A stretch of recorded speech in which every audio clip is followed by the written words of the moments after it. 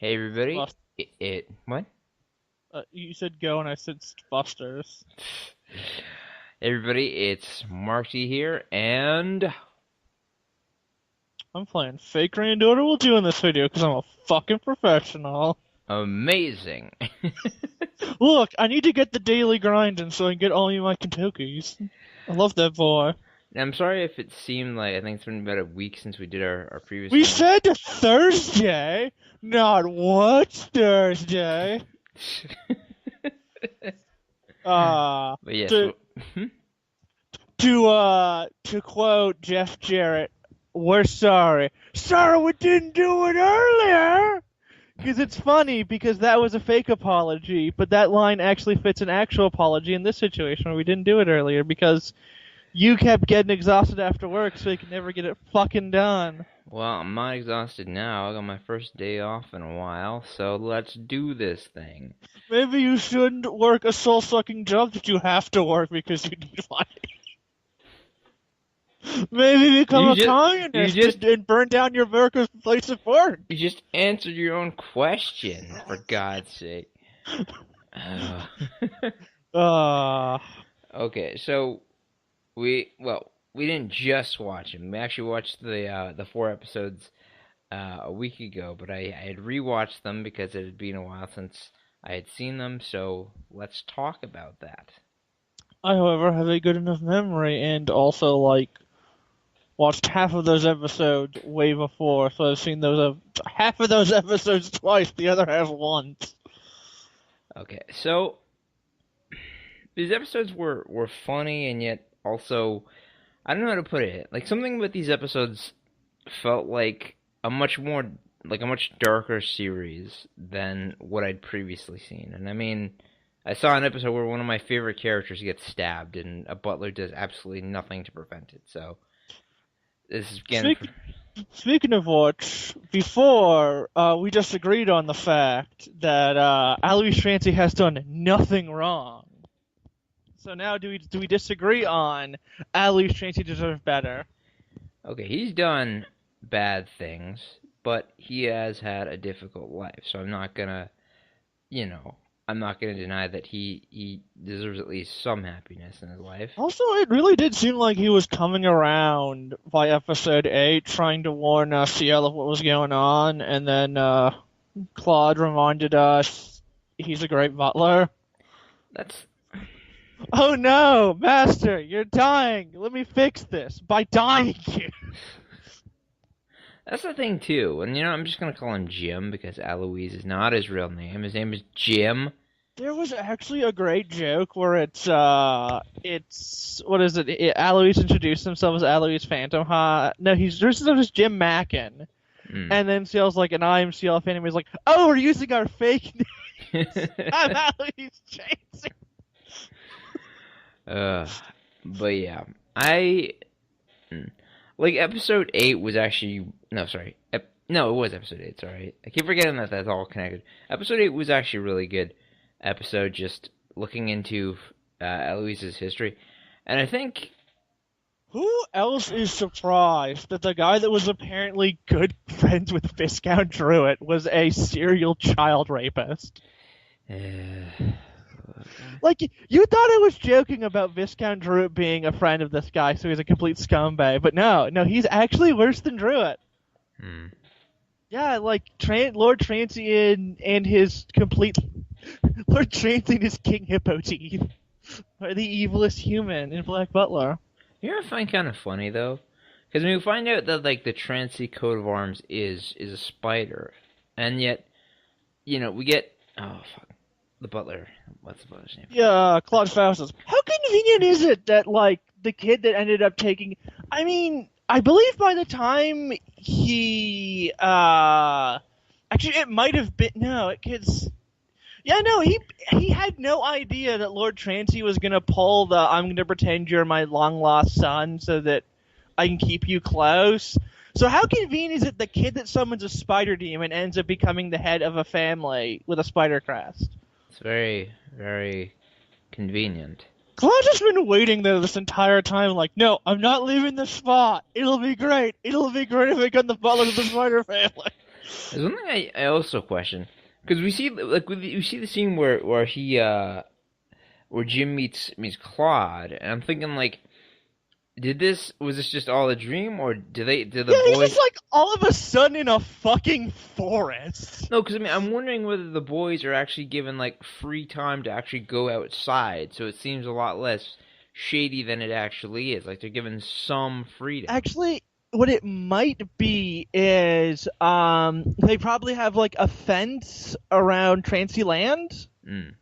and he'll just like let some of them wander out into the forest, like because assuming the fences are unscalable by someone in their pretty poor condition, and he'll just let them out in the forest in the back so that they can get some fresh air. Because I'm sure his doctor seemed to like be pragmatic enough to be like, maybe if you keep them locked up in a dungeon, they will immediately all die of disease. He's like, oh, I'll let them out in the forest out back. Nothing out there but wolves. Why do you have wolves on your property?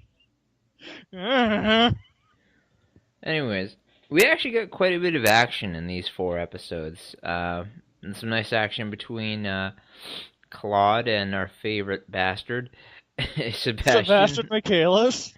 and also a pretty nice sword fight. Now, let me be honest, okay? Is there something like up with CL? Like, is he supposed to be like weaker than I think he is, or is he just a perfectly healthy young boy? He is supposed to have asthma, but apparently it's only that bad when it's very cold or raining. Okay, because he But seemed. he's not Sorry, supposed to have very good. He's not supposed to have very good stamina or strength. I could believe that. He's He supposed gets to be fairly, I think, slightly below average for his age at least. gets marriage carried enough as it is. Don't carry me like a baby, Sebastian. I'm not a baby. Sorry, my master. You're right. You're a little bitch. But I will say, in I believe episode 3, it has probably one of my favorite moments with CL. Like I'm to be perfectly honest, like when I walked into this series, I was pretty sure I wasn't gonna like CL or at least not care for his character very much. But I don't know. I kind of like what a badass he is in episode Yeah, 6. he's like, huh. So the guy behind my parents' death. Oh, we should actually explain that. Yeah, Ciel got amnesia because Claude Faustus was like, I'm gonna let you finish taking his soul, but I'm gonna take his soul first. This apparently like just gave Ciel amnesia, and Claude was immediately like, oh, he's not got revenge on his mind. He's not a tasty soul. So him and Sebastard make a deal that they'll pretend Alois was the one who ordered the death the queen ordered, so that he can get revenge on Alois, and then he'll have revenge. And then they will engage in another gold versus silver fork fight. So he gets a soul. So Ciel is like, hey, the guy behind this in my family is like relatively my age and size. Fuck my demon butler. I am going to sword fight him. Ciel, I did not know you were trained in fencing. I ain't trained in fencing. Never held a sword in my life. I'm gonna fucking kill this bitch. But like it was a genuinely badass moment for CL. Like he catches the sword and then he just gives Jim a nice stab in his jiminies. Especially since like Ciel spends most of the fight kinda on the losing end.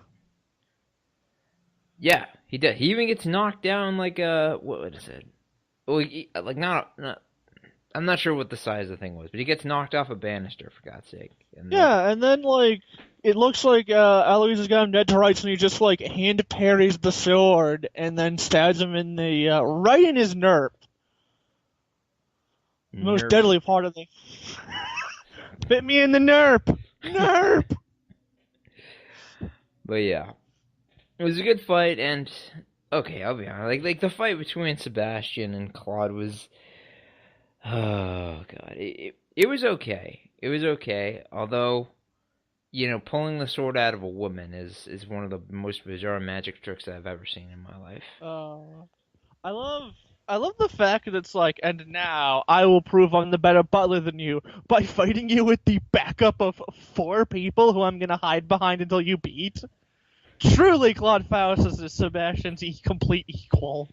I've played video games in my day. I know the rules. But yeah. And then we get the biggest like here's the thing. I don't know what you'd call it. Like what would you actually call like what what Jim does when he's like super reliant on Claude's like just being there in general. There's a term He is for it. codependent? Yeah, like and I think all of that just came from the fact that his brother died at such a young point in his life. Like he was literally the only person that Yeah, it comes off that what's it? His little brother shit. I'm gonna look it up.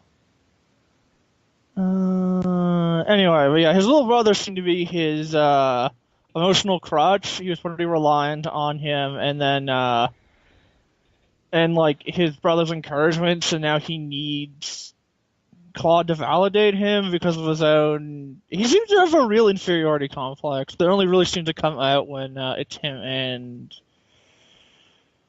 Claude fuck ass. But yeah, good episodes and showing that Jim is actually a somewhat nice person. He actually has human emotion. I like one thing I really like was that, like after the funeral, like we even have like Claude counting off all of the stuff he did, and he even released all those kids to be free. Which Yeah. It's Luca. Luca's his little brother. Yeah, we get a soft side of Alois. Maybe he'll have a turnaround. Why is sad music playing? Why are there lyrics on screen? Oh no! That shit only happens in a mech anime when the love interest is about to die. yeah. So overall, good episodes, and we get to see AJ's favorite character in the last episode, episode 8. Grell shows up and kicks Hannah's fucking ass, and it's pretty great. Also, and then she's all like, "Oh no, I ain't gonna get involved in this plot. I totally want you to smash and kick the shit at each other. It'd be fun." Let me just get this straight, okay? So Hannah can survive being impaled by a chainsaw. She is really a demon. She can get a sword pulled out of her. She can get like stuck to a chess piece by knives, and yet she can't heal a goddamn eye to save her life. I think she might have. Because I can't remember if in the final episodes it turns out the eye was fine the whole time. But, and she just wore it to keep up appearances. Which is weird, because I would thought that he would be aware she's a demon. Because, like, he doesn't seem surprised when the three twins, the characters with the most personality in the entire series, get impaled in the head. Damn likable.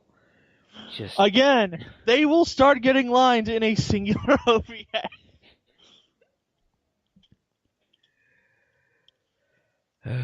It's not a spoiler, but I think her eye turns out to be fine. Her eye turns out to be fine in the end. She just wore the bandage for reasons of convincing the viewer she's not a demon. Yeah. A valid reason. Overall, though, a good 4 episodes that I'm looking forward to finishing up season 2. Oh, God. I think your favorite part of the series, though, so far was the fucking party. The party was great. It was great. Also, Soma is a master of his own emotions. Oh, God. That's the thing, though. I do find it kind of weird that none of, like, Ciel and like, the house cleaners, they didn't know that it was Sherlock Holmes he was dressed as. Like, I mean, I'm assuming a tweed is just a normal clothing style that's in that type of... No, his hat, the hat Sherlock Holmes normally wears, which he actually didn't really wear much in the books. It was in only one picture in one case. And that reason is a deerstalker's normally worn out in cold country weather. Hmm. So that is a very unusual out. The same with like his jacket is basically like the country version Hmm. of that kind of jacket. Like he's basically dressed for cold weather. So they should have known, unless this is supposed to be. Because I'm pretty sure by 1890 they knew who Sherlock Holmes is. Yeah. Uh, let's see. That would be the sign of four. Okay, so apparently this was the time when there were only two Holmes novels, I guess, because I think it's 1890s Black Butler. So they should know who he is, unless they're not that well read. There's a possibility of them being servants. Hmm. Did was Lizzie one of the ones that didn't recognize him? Yeah, I think she was. She was one of Yeah, them. I mean, I guess that's kind of weird. Hmm. In any case, probably my favorite part of these 4 episodes of this arc, we get the bells back. Jingle, jingle. Wait a minute. I remember you all now. I also love the fact when like everyone's crowding around CL. Uh, is it making you remember anything? Why would a bun full of curry remind me of anything? Fucking great though. Oh. It doesn't have chocolate in it though, so nowhere, Chocolate filled with demon love. nowhere. Don't say it like that. Demon of Jesus Christ. Anyways, you got anything else left to say? I was gonna say the Alois Trancy chant, but I fucking closed the page with it because I'm a goddamn idiot. I'm good at things. You're Ha ha. you're darn right you are. Ha ha. I just hit me that I can't actually remember how he pronounces it too. Hohio Tirola. Fuck. What damn. Uh, Ha ha! Tra la la! Rondo of Blood, Toriel. Wait, I don't even play Undertale. Why'd I go for Toriel instead of Tariel from the Diablos, which I also didn't play, but played the demo once? uh, good night, everybody.